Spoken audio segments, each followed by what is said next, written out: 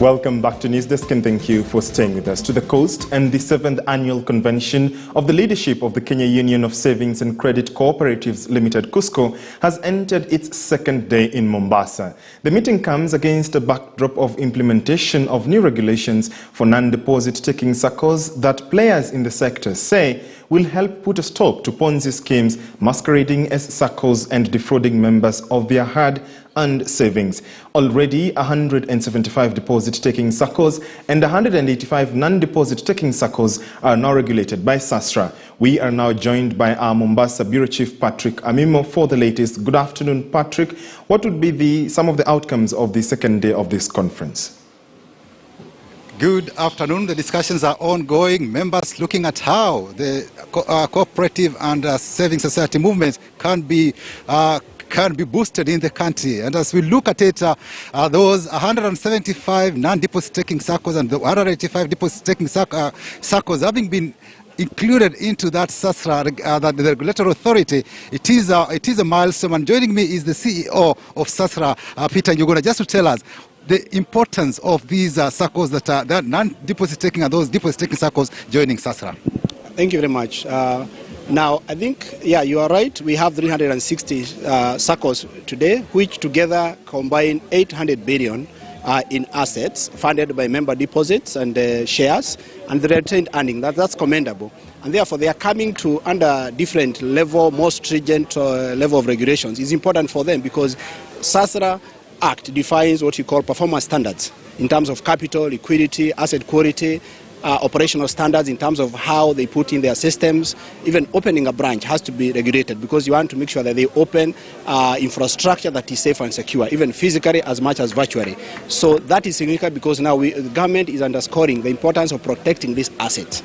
And because they are significant relative to the GDP, you are talking of now 7.25% relative to the GDP, and that is as at December 2020. So we are expecting that to possibly be 7.5% this year, and that is significant by any means. And that is why there is this, enhancing the regulatory framework to make sure that they grow, not only grow, but in a secure and safe environment. Yes, 7.5% of the GDP being controlled by SACCOs. It is a very significant amount. What are some of these regulatory provisions we've put in place and policy interventions to ensure that members' contributions is secure? I think one, the measures put are largely at two levels. One, institutional.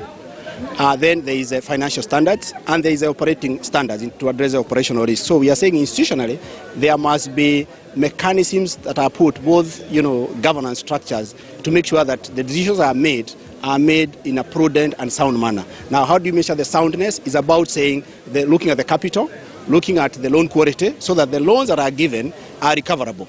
And then at the end of the day, you are saying you don't distribute everything to members. You must retain capital to protect member deposits.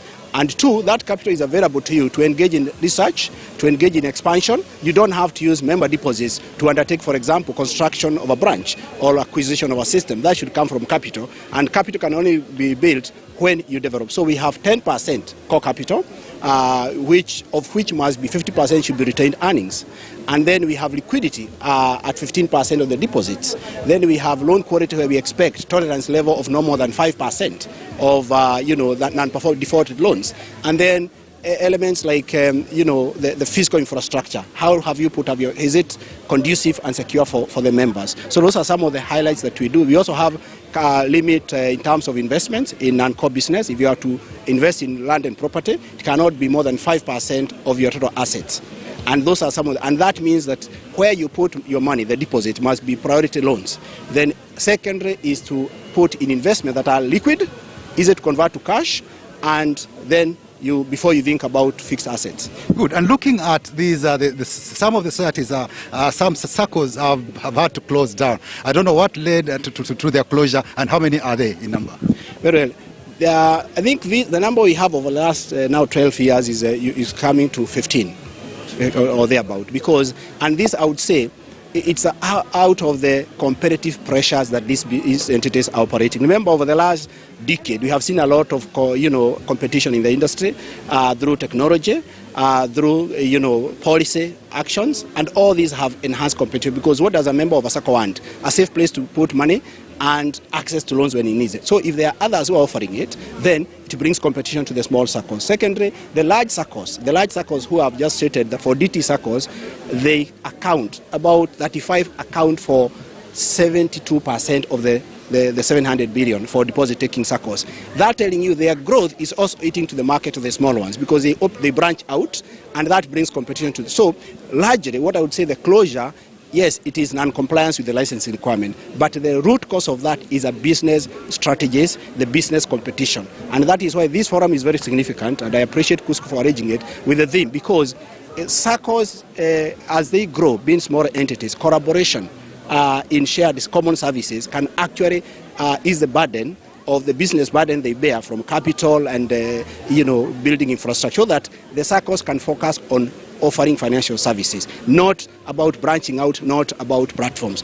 You outsource those kind of, or collaborate in a manner that you just plug and play. That is the theme of this, is about collaboration, and we are asking SACCOs, because that's why we are leading an initiative for the industry. And I did talk about SACCOs that about nearly 50 we are working with, who are having conversation on how can we have a platform where common business services can be shared, and that means there'll be efficient use of their capital. They'll now focus a lot of learning, and that means you are collaborating to make sure the industry is more safe and sound, not just focusing on individual institutions, but developing an industry level framework through collaboration to actually ensure that it's not just about security of one institution, it's about entire SACCO ecosystem being safe and sound.